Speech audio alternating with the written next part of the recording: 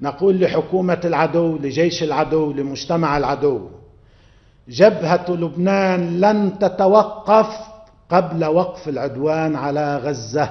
ইসরায়েলের হামলায় নিহত হওয়ার ঠিক ৮ দিন আগে এমন বার্তাই দিয়েছিলেন হিজবুল্লাহ প্রধান সৈয়দ হাসান নাসরাল্লাহ। তখনও জানা ছিল না এটি তার শেষ ভাষণ।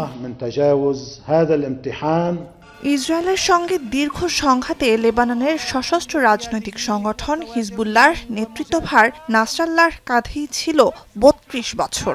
নাসরাল্লাহর হাত ধরেই সামরিক শক্তিতে বলীয়ান হিজবুল্লাহ রূপ নেয় আঞ্চলিক শক্তিতে। এভাবেই হয়ে উঠেছিলেন শীর্ষ প্রভাবশালী আরব নেতাদের একজন। ইসরায়েলি গুপ্তচরদের নজর এড়াতে বহু বছর আত্মগোপনে থাকার পর শেষ পর্যন্ত সত্যি হলো আশঙ্কা।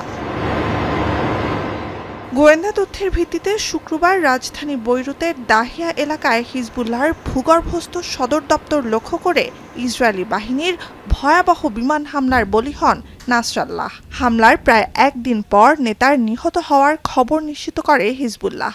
এরপরে ইসরায়েলি ভূখণ্ড লক্ষ্য করে গোষ্ঠীটি দফায় দফায় রকেট হামলা চালিয়ে গেলেও নাসরাল্লাহর মৃত্যুতে ফিলিস্তিনিদের পর অনিশ্চয়তা ঘিরে ফেলেছে লেবাননের বাসিন্দাদেরও।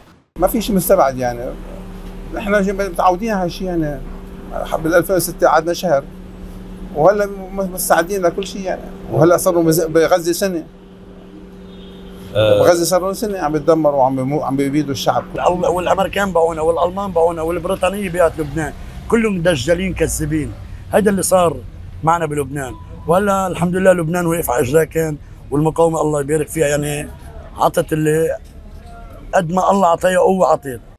নাসরাল্লাহর মৃত্যু শুধু হিজবুল্লাহর জন্য ধাক্কা নয়, ১৯৮২ সালে সংগঠনটিকে গড়ে তোলার নেপথ্যে থাকা ইরানের জন্য বড় ধাক্কা এটি। নাসরাল্লাহর মৃত্যু নিশ্চিতের পরপরই সুরক্ষিত স্থানে সরিয়ে নেওয়া হয়েছে ইরানের সর্বোচ্চ ধর্মীয় নেতা আয়াতুল্লাহ আলী খামেনিকে। নাসরাল্লাহকে হত্যাই শেষ নয়, আরও বড় ধাক্কা দেবার ক্ষমতা আছে বলে এরই মধ্যে সতর্ক করেছেন ইসরায়েলি সেনাপ্রধান। יש עוד כלים קדימה ללכת, והמסר הוא מסר פשוט: מי שמאיים על אזרחי מדינת ישראל נדע להגיע בצפון, בדרום, גם במקומות יותר רחוקים. গাজা লেবাননে আগ্রাসন যখন উত্তাপ ছড়াচ্ছে, জাতিসংঘে বহু প্রতীক্ষিত অস্ত্রবিরতি প্রসঙ্গে ইসরায়েলের প্রধানমন্ত্রী বেনয়ামিন নেতানিয়াহুর বক্তব্য শুনতে ব্যস্ত কূটনীতিকরা, তখনই লেবাননে এ হামলা চালায় ইসরায়েলি সেনাবাহিনী। যুক্তরাষ্ট্র সফর সংক্ষিপ্ত করে দেশে ফেরেন নেতানিয়াহু। ইসরায়েলের ঘনিষ্ঠতম মিত্র মার্কিন প্রশাসন দাবি করে হামলার বিষয়ে আগে থেকে তাদের কিছুই জানায়নি নেতানিয়াহু প্রশাসন। কিন্তু ইসরায়েলকে আবারও সমর্থন দিয়ে সামনের দিনগুলোতে মধ্যপ্রাচ্যের গতিপথ নির্ধারণ হবে বলে সতর্ক করেন মার্কিন পররাষ্ট্রমন্ত্রী। The events of the past week and the past few hours underscore what a precarious moment this is for the Middle East and for the world. Israel has the right to defend itself against terrorism. The way it does so matters.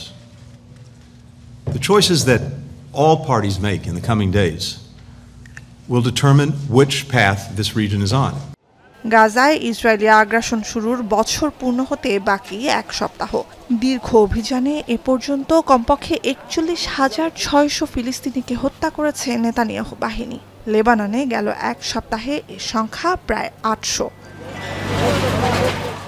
Nuzhat Kamal, এখন বিশ্ব। ২৫০টিরও বেশি design option নিয়ে Walton smart fridge, বোঝে আপনার প্রয়োজন।